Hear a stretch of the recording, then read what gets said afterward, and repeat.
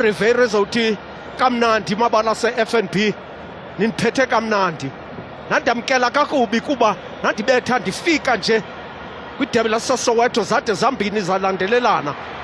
Yathathwa kakuhle nobhola Solomons wangena ngaphakathi eboxini, yabethwa yabekwa Mnatheni. Yilepo Zuzu wesithathu, yakhawuleza iKaizer Chiefs yathi masiyenze le nto icaca uba iya kweyiphi na icala. Wadlala kwicabanga lasekunene uSolomons, wahlaba ibhola ngaphakathi. Yilepo indoda esoloko iphethe ityuwa, izingela nje iphethe ityuwa, ibetha ayifaka ityuwa ithi masiyoseni madoda, masiyoseni ngoku iseshushu. Zatshintsha izinto kumabala se-FNB, zatshintsha izinto the Calabash ngomzuzu wesithathu. uClody nqaku lakhe lokuqala kwidabi laseSoweto, nqaku lakhe lokuqala kwidabi laseSoweto. Thathwa kabuhlungu la bhola nguSolomons.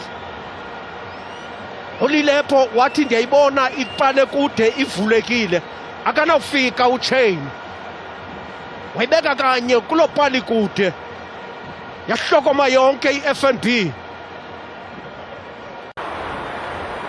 Hawu, badlala ngomsebenzi amakhosi, badlala ngomsebenzi. uMgcobo nalithuba yabekwa Mnatheni la bhola, bakhopha Zuzu amashumi mabini anesine, 24th minute. Ayilungisa le nto iOrlando Pirates. uMakhopa khumbule bebetha iKaizer Chiefs ngo-1-0, yaba nguye ofake lo nqaku wathi ogqiba waphuma ngaphandle kwebala, wathi zozela zalala, watshelala ngecala. Namhlanje nakwelungisa izinto, ibhola iKaizer Chiefs ibisiya ihlasela, badlala ngayo uMgcobo, la bhola yafika iOrlando Pirates yayithatha. Oyithatha kwabo uMakhopa kanti uzibeke kwindawo entle, wathi Dove ndiyakushiya ngamendu. uDove wakhala kumvuma wathi ubuphi na iphume phakathi kwemilenze nje, wathi ubuphi na wena iba iphume phakathi kwemilenze nje. Zaqala zatshintsha izinto ngoku. Evidence Makhoba. Possibilities all through the side, and now it's Hotto in the centre. Can he squeeze it in? He can't, but his teammate can. And the Buccaneers lead.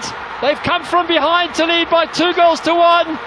It's a brilliant move from Pirates, and squeezed in, and Mofokeng gets yet another goal for the collection, his 12th of the season and his 5th in the league. Hotto was trying to score it, he couldn't, but Mofokeng was there to bang it in. And Pirates have come from behind to lead. And Yusuf Mart's leadership qualities are now going to be tested. The goal coming at the 3-quarter mark in the match. And the youngster who can do no wrong, he's had a quiet game so far today, but he can strike at any moment. He's almost like a cobra.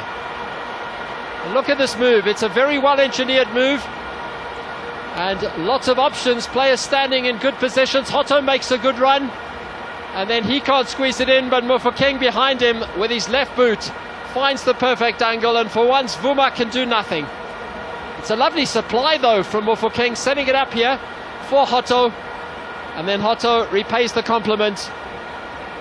And the Buccaneers lead 2-1. Are they still alive in the league? Who knows?